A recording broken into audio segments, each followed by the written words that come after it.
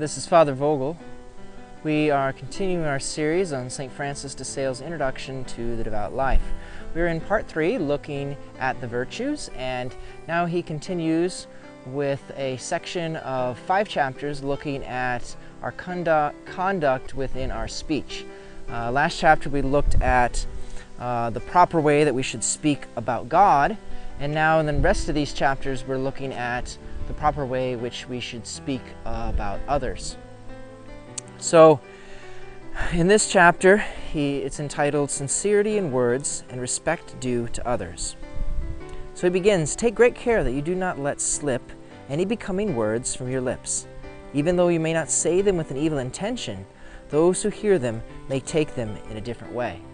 So we want to be very careful the way that we say our words, because even if we're not meaning to offend somebody, we want to make sure that we don't inadvertently say something that is going to be taken as offensive. It doesn't mean we can't, say the truth, but we do want to be careful as to how we say certain things.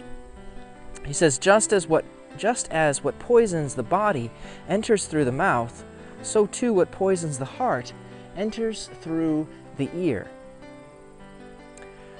So our words can be quite poisonous to others. Even if we do not intend any evil, yet the evil one thinks much of it and always makes use of these bad words secretly to pierce the heart of someone. So it is easy for the evil one to be able to use our words to make an attempt to lead someone astray or to bring them disquiet within their hearts. He says, the sharper a dart, the more easily it enters our body. Similarly, the more pointed an evil word, the more it penetrates into our hearts. So we must take care. This especially in conversations, maybe we're trying to get jabs back at somebody for something they say to us, But the sharper, the harsher these words, they can really penetrate in, and it really can cause a lot of damage. This is not a practice that we ought to participate in. He says, one of the worst conditions in which a person can be is that of the scoffer. God detests this vice very much, and in the past he gave strange punishments for it. Nothing is so contrary to charity, and still more to devotion, as contempt and scorn for our neighbor.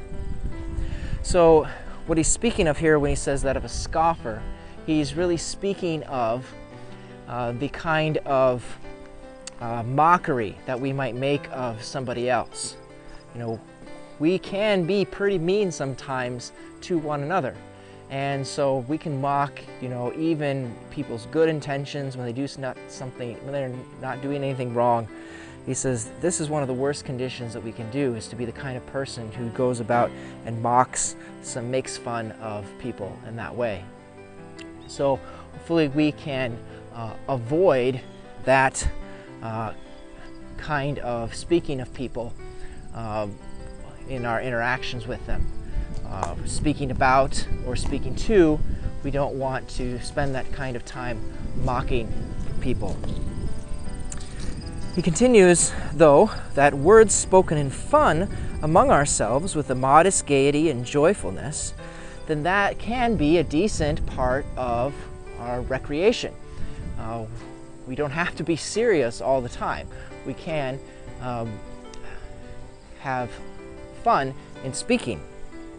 But we want to, he says, guard against passing from this simple joyfulness to a mockery, because that could also be easy for us to do, is that we're trying to playfully make fun of somebody, and if we don't pay attention we could end up doing a lot of harm.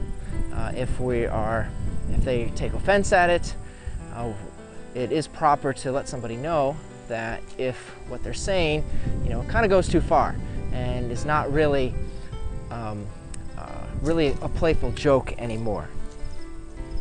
He said, humor that causes laughter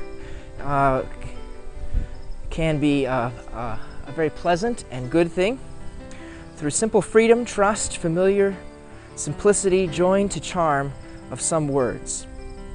So, as he concludes, speaking that, having this freedom, trust in each other, a simplicity in our words, to be able to speak well of one another, and to do so can assist our relationships and help one another to really grow as God's children.